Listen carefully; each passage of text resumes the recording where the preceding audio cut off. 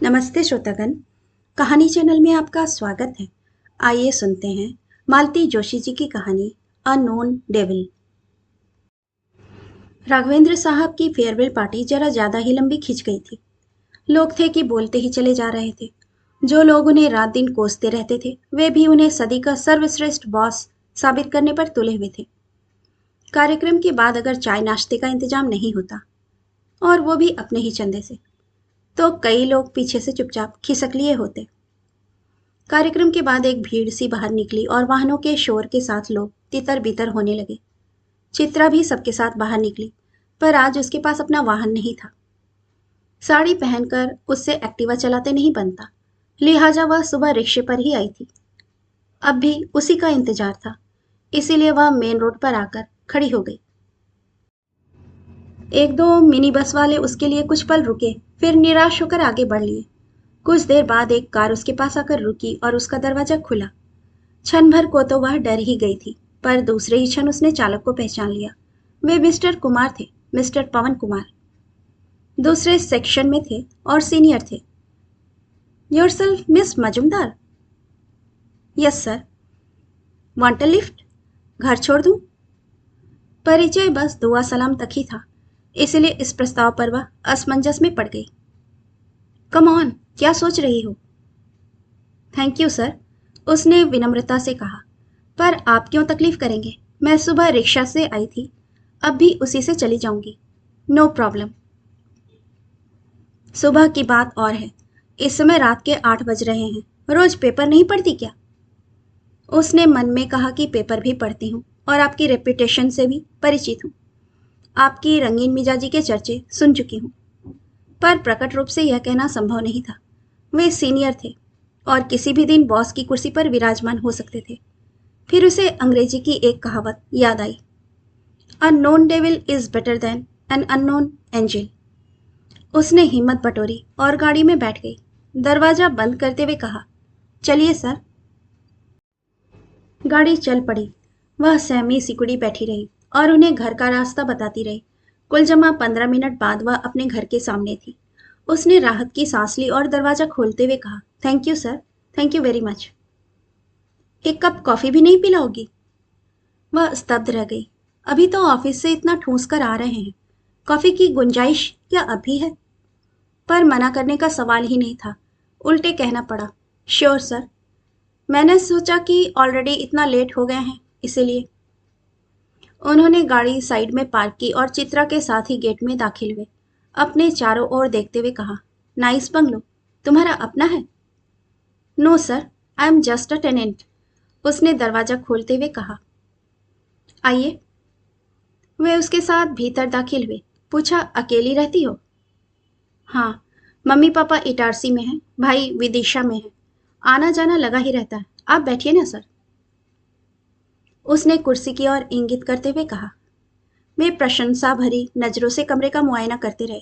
फिर पूछा, नीचे वाला पूरा पोर्शन तुम्हारे पास है? नहीं सर, नीचे हम 3 लोग हैं, नाइस पीपल।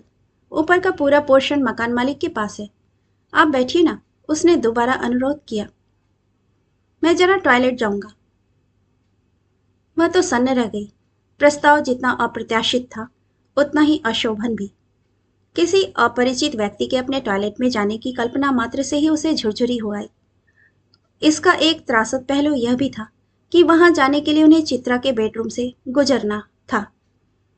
वे बेडरूम की साज सज्जा को भी देर तक निहारते रहे।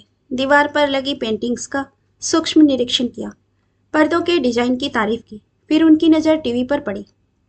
सैमसंग का है, कैसी सर्विस देता है?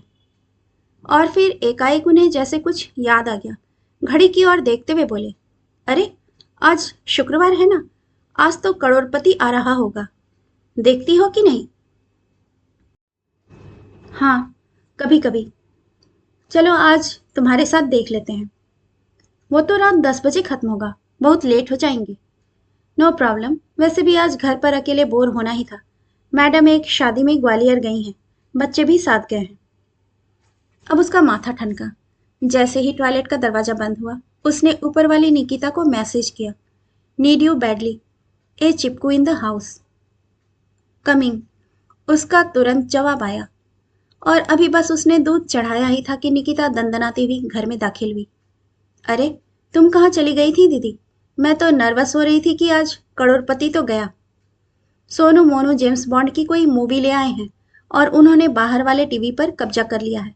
भीतर वाले पर माताराम कोई रोतला सा सीरियल देख रही हैं। मैं बस। ओह, सॉरी। नमस्ते।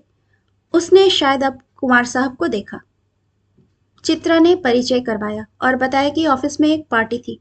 काफी देर हो गई थी, इसलिए सर घर तक छोड़ने आए हैं। फिर पूछा, कॉफी लोगी? बना रही हूँ। ले लूंगी, पर पहले सर के लिए कुर्सी तो ला दूं।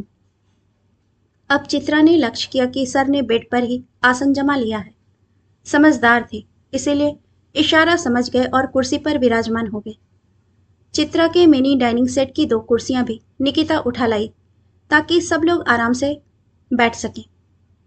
सॉरी यार, सूखी कॉफी दे रही हूँ। चित्रा ने उसे कॉफी पकड़ाते हुए कहा। दरअसल ऑफिस में कुछ ज्यादा ही हो गया आज। मैं तो डिनर की भी छुट्टी करने वाली हूँ। कहो तो तुम्हारे लिए कुछ ले आऊं?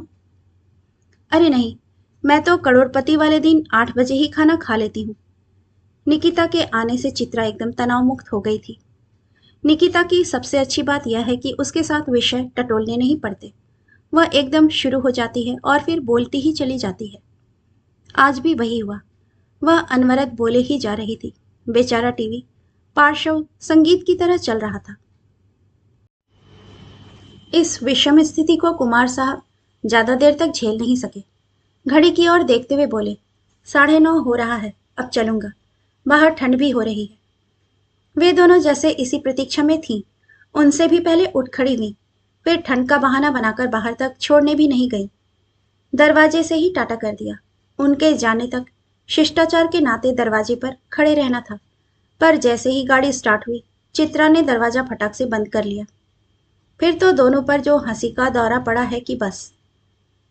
कुमार साहब के जाने के बाद वे दोनों दिल खुलकर हंसी थी और बस वह बात मन से उतर गई थी। सोमवार को ऑफिस जाते हुए उसके मन में उस शाम का नामो निशान नहीं था। Good morning Chitra ji. Office के गेट पर ही शर्मा जी और त्रिपाठी की जुगल जोड़ी ने उसका स्वागत किया। कैसी हैं? बस जी, आपकी दुआ है, उसने विनम्रता से कहा। इस रस्मी दुआ सलाम के बाद वह आगे बढ़ी थी कि पीछे से प्रश्न आया, एंड हाउ वाज वीकेंड? उसे आश्चर्य हुआ, उसके वीकेंड की इतनी पूछताछ क्यों? फिर भी उसने पीछे मुड़कर सरल भाव से कहा, हम हिंदुस्तानियों का कैसा वीकेंड होता है जानते तो हैं। हफ्ते भर के कपड़े धोना, हफ्ते भर का राशन पानी लाना, चादरें बदलना, अखबार जमाना और मेरे लिए तो महीना 15 दिन में एक चक्कर इटारसी का लगाना भी जरूरी हो जाता है। छुट्टियां कहाँ निकल जाती हैं पता भी नहीं चलता। यह कहकर वह पलट कर चल दी थी कि उसने देखा कि शर्मा और त्रिपाठी ने आंखों ही आंखों में कुछ बातें की हैं। दोनों के चेहरे पर एक कुटिल सी मुस्कान तैर गई थी। हो सकता है यह उसका भ्रम हो। उसने वह विचार झटक दिया और अपनी डेस्क पर जाकर बैठ गई। उसे मालूम है कि वह सबसे एक सीमित दूरी बनाकर चलती है, तो कुछ लोग उससे खार खाए रहते हैं। पर पराए शहर में अकेली लड़की को इतनी सावधानी तो बरतनी ही पड़ती है। 12 बजे कैंटीन वाला छोकरा चाय देकर आया तो शर्मा बोला, अरे यार, कभी कभी कॉफी भी तो पिलाया करो, जब देखो चाय लेकर चले आते हो। त्रिपाठी ने कहा, भाई मेरे, कैंटीन वाली कॉफी में क्या खाक मजा आएगा? कॉफी तो वो है जो कोई अपने हाथ से बनाकर पिलाए। चित्रा के कान एकदम खड़े हो गए। शर्मा कह रहा था, अरे यार, अपने ऐसे भाग्य कहाँ। एक ठो गाड़ी अगर होती, मारुति ही सही, पर कमबख्त अपनी तो दोपहिया भी आज जवाब दे गई। वो तो आज पवन कुमार ने लिफ्ट दे दी, नहीं तो समय पर ऑफिस पहुंचना मुश्किल था। लगता है कुमार साहब को लिफ्ट देने का बड़ा शौक है। त्रिपाठी ने कहा, अपना तो पुराना यार है, साथ ही पढ़े हैं, पर देखो तकदीर, वह सीनियर बन गया। अब तो कोई शक ही नहीं रहा। चित्रा जिसे भ्रम समझ रही थी वह विश्वास में बदल गया था। शर्मा जी को एकाएक कॉफी की तलब क्यों हो आई है, यह उसकी समझ में आ गया और उनकी मुस्कान का अर्थ भी वह जान गई। क्या करे वह, उन्हें डपट दे या चुप कर जाए, वे बात हवाई कर रहे थे पर उनका इशारा वह समझ रही थी। कुमार साहब ने अपने दोस्त को क्या बताया है उसे पता नहीं, पर जरूर मिर्च मसाला मिलाया होगा, तभी दोनों इतने उछल रहे हैं। एकदम वीकेंड तक पहुंच गए। दफ्तर में तमाशा करना उसे अच्छा नहीं लगा। वह मौके की ताक में थी और इसके लिए उसे ज्यादा देर तक इंतजार नहीं करना पड़ा।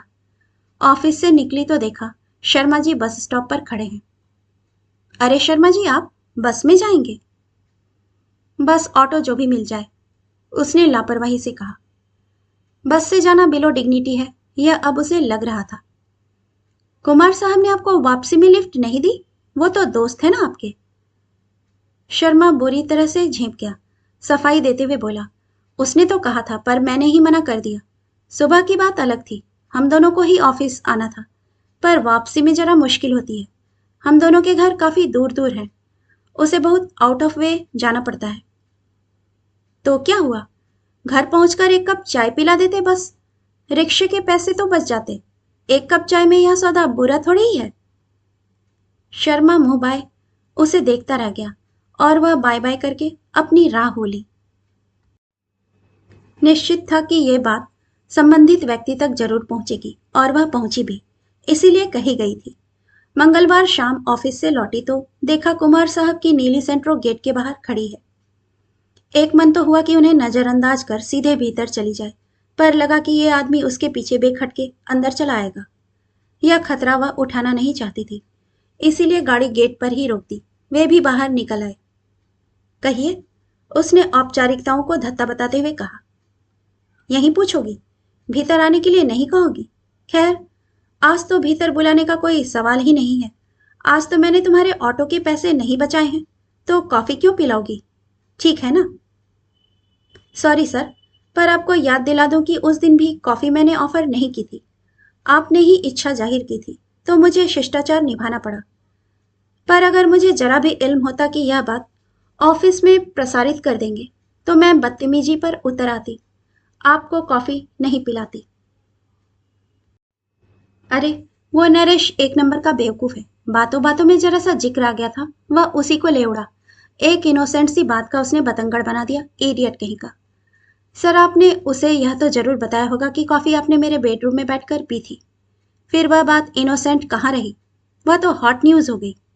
और आप यह कहना भूल ही गए होंगे कि निकिता पूरे वक्त हमारे साथ थी, ठीक है ना? Nikita, that chatterbox. Oh, I see. वैसे मुझे उसी दिन शक हो गया था कि वह लड़की अपने आप नहीं आई है, उसे बुलाया गया है, क्योंकि वह टीवी के बहाने से आई थी, पर पूरे वक्त चकर चकर करती रही, ना एक शब्द सुना, ना सुनने दिया। वह बेचारी तो अपना पड़ोसी धर्म निभा रही थी। बट वाई, तुम्हें इतना पैनिक होने की क्या जरूरत थी? मैं तुम्हें खा थोड़े ही जाता। मैं तो सिर्फ तुम्हारा अकेलापन बांटने के लिए रुक गया था। नो सर, आप अपना अकेलापन काटने के लिए रुक गए थे। और एक बात बता दूं, मैं अकेली जरूर हूं, but I am not lonely and not available, mind you. Kumar साहब के चेहरे पर सफेदी पुत गई थी। उन्हें उसी हॉल में छोड़कर वह गेट के भीतर दाखिल हो गई और गेट बंद कर लिया। कहानी सुनने के लिए आपका धन्यवाद।